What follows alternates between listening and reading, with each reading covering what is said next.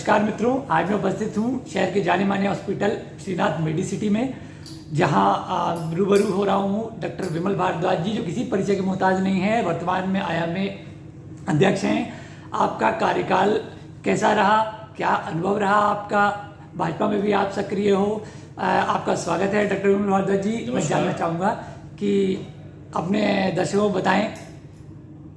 जी देखिए, ऐसा है ना, मैं जब लास्ट ईयर जो कार्यकाल की मेरी शुरुआत हुई थी तो उस समय पितृपक्ष चल रहे थे, तो मैंने कोशिश की कि पितृपक्ष में कोई भी शुभ कार्य नहीं होता। तो मैंने उस वक्त अपने कार्यकाल को, जब हमारे नवदुर्ग शुरुआत की, और तब से भगवान ईश्वर की कृपा से जो बेहतर हो सकता है आईएमए के लिए मैं कर रहा हूँ।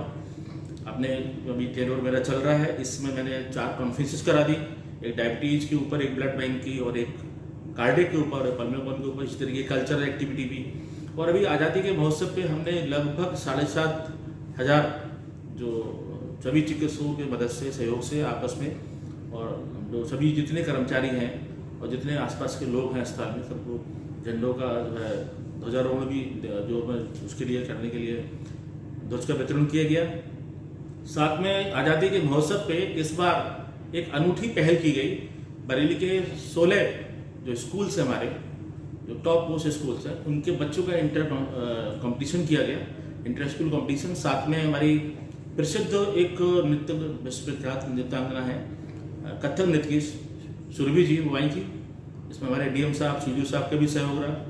इसी तरीके से हमने विश्व योगा दिवस पे 21 जून को भी एक बड़ा कार्यक्रम जिला प्रशासन, माननीय हमारे जिलाधिकारी जी और सीडीओ साहब के सहयोग से, उसमें हम लोगों ने मिलकर कार्य किया। तो जो बेहतर कर सकते हैं वो हम करते चले रहे हैं।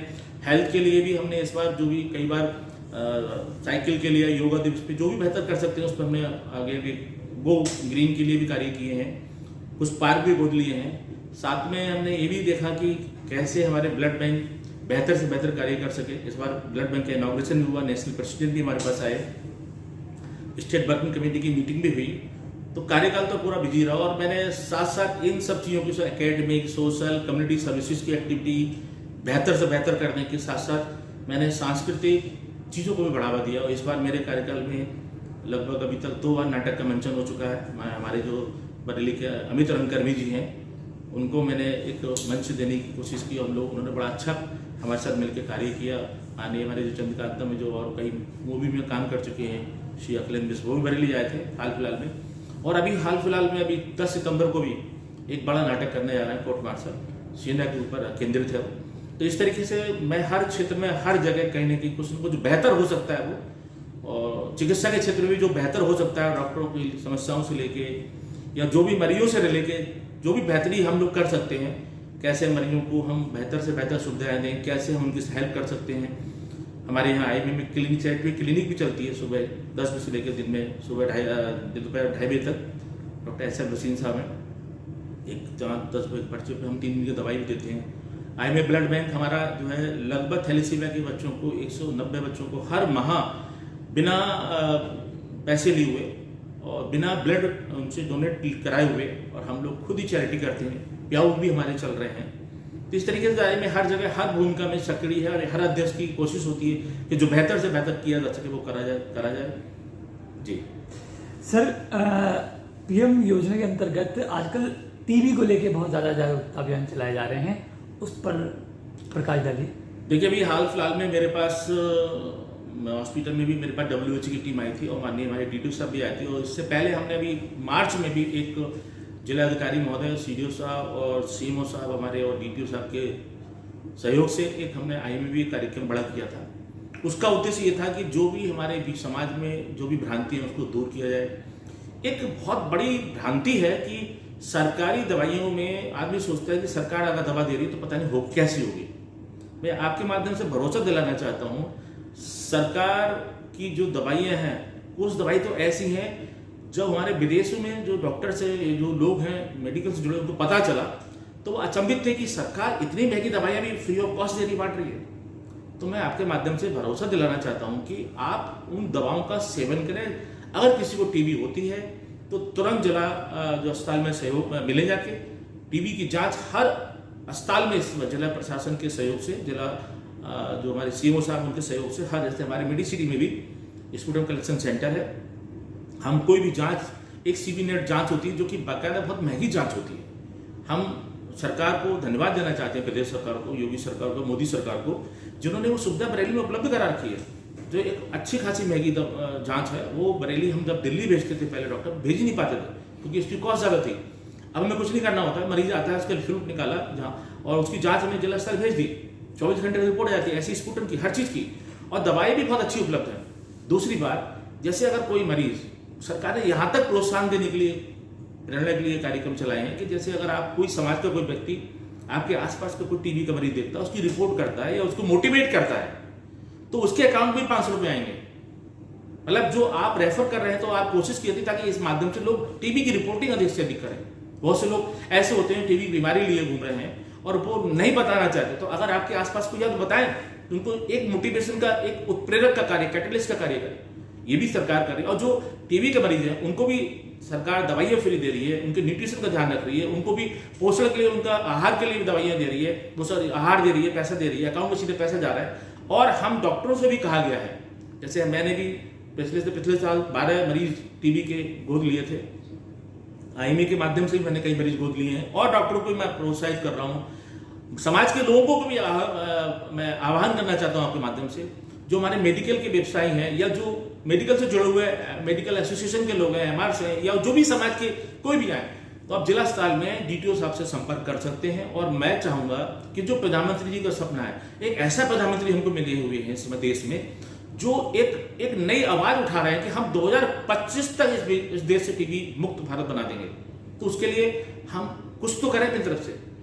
हम बरेली वासियों ने जिला अस्पताल के जो हमारे सीएमओ साहब है, डीटीओ साहब हैं, और जिला प्रशासन के डीएम साहब, सीडीओ साहब की मदद से, और आईएमए ने बढ़ चढ़ के ये सब लोगों ने प्रण लिया है कि 2025 से, तो उससे पहले ही हम 2023-24 तक हम बरेली को टीबी मुक्त कर दें। लेकिन उसमें हमें आप सबकी भूमिका भी चाहिए, आगे आए। सबसे बड़ी समस्या क्या है कि डिफॉल्टर केस होते हैं। समस्या क्या है कि हमने अगर दवाई शुरू करी, दवाई शुरू करने के बाद में कुछ दिनों बाद मरीज को लगता है 1-1.5-2 महीने बाद मेरे को ठीक हो गया, वो दवाई छोड़ देता है। तो उसको मोटिवेट करें। दवाई दिलवाना और मिलना ही एक हमारा कार्य नहीं है, हमारा कार्य है उसको उस डिप्रेशन से बाहर निकालना। उससे पहले आपने देखा होगा, आज से करीब 30-20 साल पहले टीबी के मरीज भर्ती होते थे अस्पताल में, अब वो रेट नहीं है, उतनी जागरूकता आई, इतने सीरियस मरीज अब नहीं आते हमारे पास। लेकिन हम अर्ली डिटेक्शन पर फोकस कर रहे हैं। कैसे अर्ली डिटेक्शन हो समाज में टीबी का? ऐसा नहीं कि लो सोशो इकोनॉमिक्स में ही आपको, स्टेटस में भी आपको टीबी मिलेगी, ये हाई सोसाइटी में भी मिल रही है। क्योंकि आप हर जो व्यक्ति है, जिससे जो भी हाई सोशो इकोनॉमिक के लोग हैं, वो भी तो कहीं ना कहीं हमारे नीचे सभी एक दूसरे इंटरकनेक्टेड चैन है ना, जो हमारे इकोलॉजिकल सिस्टम है सब एक दूसरे से कनेक्टेड है। तो टीबी कभी भी किसी को भी कहीं हो सकती है।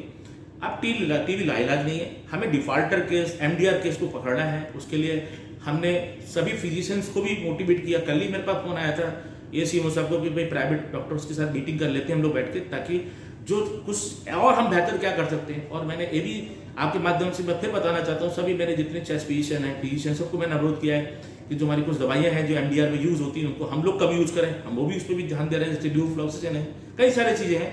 तो बड़ी मेहनत की जरूरत है, लेकिन मुझे पूरा विश्वास है कि जिस तरीके से हमारा जिला प्रशासन और जिला अस्पताल और हम प्राइवेट डॉक्टर्स मिलकर कार्य कर रहे हैं, हम टीबी मुक्त भारत जरूर बनाएंगे। सर, जैसा कि मुझे विदित है कि आप भाजपा में भी काफ़ी सक्रिय हैं, तो थोड़ा सा मैं जानना चाहूँगा, मोदी नीति और योगी नीति दोनों के कॉम्बिनेशन में कुछ कहिए। देखिए, ये तो बहुत हम सौभाग्यशाली हैं कि हमें ऐसे प्राइम मिनिस्टर मिले हैं जो दिन रात, मेरे ऐसे अधिकारी पीएमओ मेरे पास संपर्क में थे पिछले टेन्योर में भी, इस टेन्योर में भी है। वो कहते थे साहब, प्राइम मिनिस्टर साहब सुबह 9 बजे तो आके बैठ जाते हैं, शाम को उनके जाने का कुछ समय नहीं है। वो कभी कभी रात को 9 बजे तक, 10 बजे तक बैठे रहते हैं। तो जितने अधिकारी पहले जो लेट भी होती थी वो सब खत्म हो गई।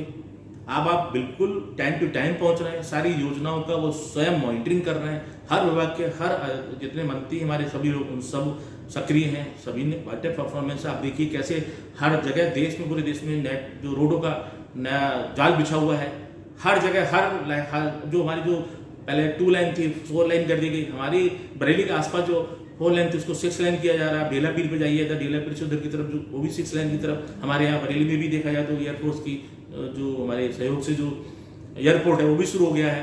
तो धीरे धीरे हर जगह चौमुखी विकास हो रहा है। और मैं बताना चाहूँगा कि लास्ट ईयर में बड़ा प्रभावित था प्रधानमंत्री मोदी जी से कि उन्होंने जो अपना रिकॉर्ड था, जो सितंबर में जो उन्होंने यूपी में 9 मेडिकल कॉलेज दिए थे, इसी जो वर्ष जनवरी में उन्होंने जाके वहाँ पर साउथ में 11 मेडिकल कॉलेज एक साथ दे दी। तो आप समझिए कि मतलब बहुत तेजी से एम्स के स्तर के मेडिकल कॉलेज भी और भी चीज़ें आ रही निकल गए। इसी तरीके से उन्होंने अलग अलग जगह रास्ता में भी बहुत अच्छा कार्य किया हुआ है, वो बधाई के पात्र हैं। इसी तरीके से हमारे देश की जो सीमाएं व सड़कें इंफ्रास्ट्रक्चर मजबूत नहीं था, उसको मजबूत किया गया है। हर जगह बहुत अच्छा कार्य हो रहा है।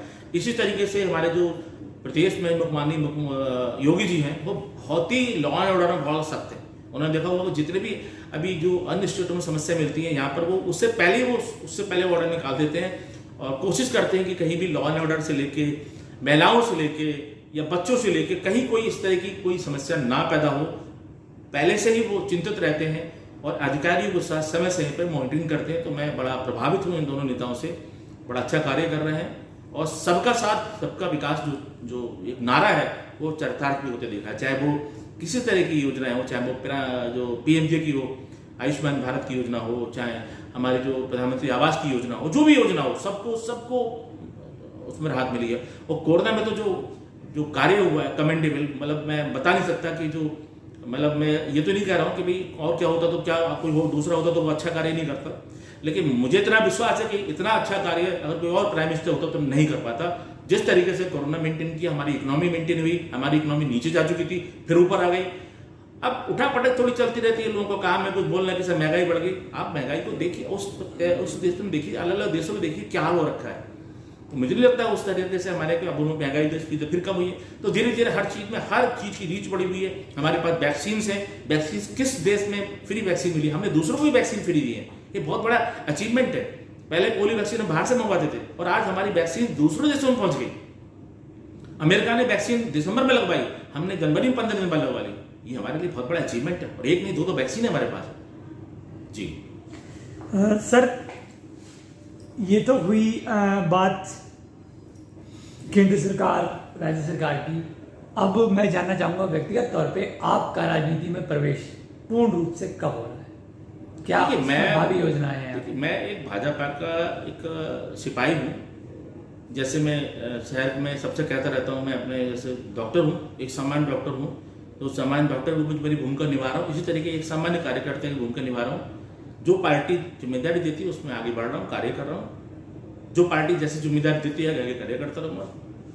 आप हर तरीके से कार्य कर सकते हो, वो मैं कर रहा हूँ, सोशली पार्टी में रह के भी और पार्टी के बाहर जहाँ और आईएमए के माध्यम से डॉक्टर के जो मेरी जो एज ए प्रोफेशन जो कार्य वो भी कर रहा हूँ। तो उसमें तो कोई सेकंड थॉट नहीं, मैं काम कर ही रहा हूँ। जो जिम्मेदारी दी जाएगी आगे भी करता रहूँगा। नहीं, जैसा कि आपके कार्यकाल में आप भाग्यशाली हैं कि आपके कार्यकाल में मेरे ख्याल से 4 एक मंत्री और 3 विधायक बने जी। तो आप इंगित कर रहे हैं कि आने वाले समय में अगर आप पार्टी आपको कोई कार्यभार सौंपती है तो आप उसे पूर्ण निष्ठा से निभाएंगे? देखिए, ये तो हर भाजपा के जितने भी कार्यकर्ता हैं उन सबकी जिम्मेदारी है कि पार्टी जो जिम्मेदारी दे, एक सच्चे सिपाही होने के नाते उस पर आगे बढ़े, कार्य करें। तो मैं करूँगा। हाँ, ये बात मैं जब था चुनाव प्रचार के दौरान, मैं शहर विधानसभा, कैंट विधानसभा, बितरी विधानसभा और तिलहर विधानसभा, इनकी अब बात कर रहे हैं। इन चारों विधानसभा में सुबह 8 बजे से लेकर रात को 12 बजे तक सक्रिय रहता था, दौड़ता रहता था, कार्य करता रहता था। तो उस दौरान हमारे जो माननीय मंत्री जी हैं डॉक्टर अरुण जी, उन्होंने कई बार कहा कि आपके कार्यकाल में आप पहले अध्यक्ष हैं भारत में जिन्होंने कार्यकाल में आईएमए को 4 टिकट मिले हुए हैं, 3 इसमें डॉक्टर, एक में डॉक्टर साहब है, उनकी वाइफ को मिला है और हमने चारों को चुनाव लड़ा है, चारों विजयी हुए। तो मुझे उम्मीद है कि आने वाले समय में ऐसी डॉक्टर्स भी अपनी सक्रिय भूमिका हर क्षेत्र में निभाते रहेंगे जी। सर, जैसा कि वर्तमान में श्रीनाथ मेडिसिटी के आप डायरेक्टर हैं और दूर दूर तक अपनी अत्याधुनिक सुविधाओं के लिए श्रीनाथ मेडिसिटी जाना जाता है और मेरे ख्याल से आपका वेदांता हॉस्पिटल भी अब इस समय पूर्ण रूप से तैयार है। और तो कैसा क्या है, क्या सुविधाएं हैं? 300 बेड का हॉस्पिटल है, तो आगे क्या अपने मरीजों के लिए किस तरीके की कुछ योजनाएं कुछ बना रखी हैं? देखिए, हमने मेरे साथ जितने मेरे साथी हम सब लोगों ने मिलकर एक मेडिसिटी को एक साकार सपना दिया, एक बड़ा सपना था हमारा, वो सबको पूरा किया और हमने सफल रूप से इसको पिछले 7 साल से चलाया है। तो इससे प्रेरणा लेते हुए हम और बेहतर क्या कर सकते हैं यहाँ बरेली के लिए, तो जो हमारे हाथ में था उनने किया। तो इसी के परिप्रेक्ष्य में ये नई जो हमारी प्रतिष्ठान के रूप में जो Shri Vedanta multi speciality hospital research institute आया है, 300 बेडेड है, सेंट्रल एसी है, सब कुछ है इसके अंदर।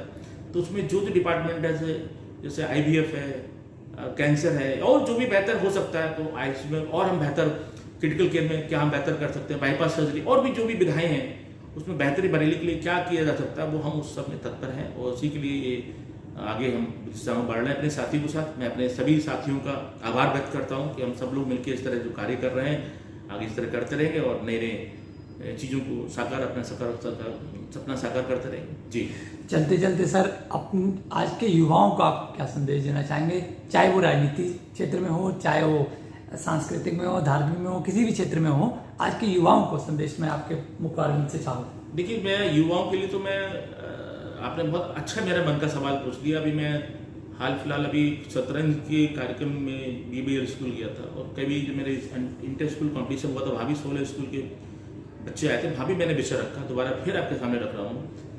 कोविड के दौरान 2020 में हम लोग ऑनलाइन चले गए, हम लोग ऑनलाइन मोबाइल पे चले गए, मोबाइल पे जाके पढ़ाई करने लगे। इससे हुआ गया कि बच्चों में, माँ बाप भी अपने अपने कार्य में बिजी थे, कोई जा नहीं रहा, सब लोग टीवी पे मोबाइल पे लगे रहे। चीज़ें और भी चीज़ें नए जब बच्चा मोबाइल चलाता है तो और भी चीज़ें देखना शुरू कर देता है। तो मैंने माँ बाप को भी, जो माता पिता उनको भी मैंने कहा है कि आप अपने बच्चों पर नज़र रखें, क्योंकि मोबाइल एक ऐसी चीज़, उसमें अच्छी चीज़ भी है, ख़राब चीज़ भी है। तो हर चीज़ का सही उपयोग फ़ायदेमंद है। अगर आप एक्सेस उपयोग करेंगे तो मैं ऐसे कई परिवार को जानता हूँ, ऐसे कई लोग जानता हूँ जिनकी आईसाइट वीक हुई है। वो पहले बिल्कुल ठीक थे बच्चे, उनकी आईसाइट कम होगी तो, और इससे अलावा ब्रेन पे भी असर पड़ता है। लोग को अभी भी आदत पड़ी हुई है कि लेट नाइट तक जगना, मोबाइल पे लगे रहना, फिर लेट स्कूल नहीं जाते हैं, पहुँचते हैं। तो मेरा निवेदन है स्कूलों से भी कि अभी भी मैंने कुछ स्कूल से जो ऑफलाइन स्कूल खुल चुके हैं, यानी कि स्कूल बच्चे जा रहे हैं फिर भी ऑनलाइन होमवर्क आ रहा है, ये ऑनलाइन कुछ कार्य चल रहा है, मैं उसको सही नहीं मानता। मैं मानता हूँ कि उसको ऑनलाइन जो अभी जो होमवर्क आ रहा है, जैसे पहले चल रहा था वैसे चले, इसको ऑनलाइन को खत्म कर दें। बच्चों को मोबाइल से बिल्कुल जितना दूर रखा जाएगा। ऐसा नहीं है, मैं ये नहीं कर रहा हूँ कि आप सोशल मीडिया का यूज नहीं करिए, बच्चे ऑनलाइन क्लासेस ना करें, लेकिन उनको जो कार्य है, हर बच्चों का एक जो कैरियर बनाने का समय है वो केवल 12-13 साल से लेकर तो 22-23 साल तक ही होता है। इसी में बच्चा जो दिशा में डाल दोगे उस दिशा में चला जाएगा। एक बच्चा बिल्कुल ब्लैंक होता है, उसके ब्रेन में जो चीज़ चली जाएंगी उनको मोटिवेट होकर आगे चलता रहेगा। दूसरी चीज़, जो मैग्नेटिक वेव्स होती हैं वो भी ब्रेन को नुकसान पहुंचाती है, न्यूरॉन्स को। तो मैं नहीं मानता कि आप सोशल मीडिया में ज़्यादा इन चीज़ों को इन्वॉल्व हो। बच्चे केवल पढ़ाई के लिए ही इसको इस्तेमाल करें, अपने ऑनलाइन क्लासेस के लिए, या जो कोई 12th या 10th के बच्चे हैं, कोई PMT या बिजनेस की या कोई और तैयारी कर रहे हैं, उसके लिए तो ठीक है। अदरवाइज जैसे जो क्लास 1 से लेकर क्लास 12 तक जो और जो क्लासेज हैं, मैं मानता हूँ कि उसमें ऑफलाइन पर जैसे पहले चलता था वैसे होना चाहिए। माँ बाप भी ध्यान रखें, जितने स्कूल के पूरे देश में जो हमारी मेरी बात सुन रहे हो उनको भी ध्यान रखें, टीचर अभिभावक, कि वो ऑफलाइन ही रहें। मुझे नहीं लगता कि आप ऐप जनरेट करके और बच्चों के लिए इसमें जो होमवर्क भेजे हैं या जो भी ऑनलाइन भेज रहे हैं, मैं उनको सही नहीं मानता, क्योंकि इससे बच्चे कहीं ना कहीं फिर बच्चों पे एक एक्सक्यूज होता है कि साहब हमारा होमवर्क आया हुआ है, हम वो कर रहे हैं मोबाइल। बच्चा उसमें हो सकता है कार्टून देख रहा हो, कोई स्टोरी देख रहा हो, कोई और चीज़ देख रहा हो। तो इन चीज़ों का एक लिमिटेशन होना चाहिए। और आई साइट मैंने बहुत बड़ी समस्या है मेरी। कई आप जाके विपिन जी, आपसे अनुरोध है कि आप किसी जो हमारे जो आई के स्पेशलिस्ट उनकी मिलिए, उनको बताएंगे वो कितना तेजी से लोगों की आई साइट पर फर्क पड़ा है ये आने वाले पिछले 2 साल में कोविड। जी, इतना बहुमूल्य समय देने के लिए आपका बहुत बहुत धन्यवाद सर।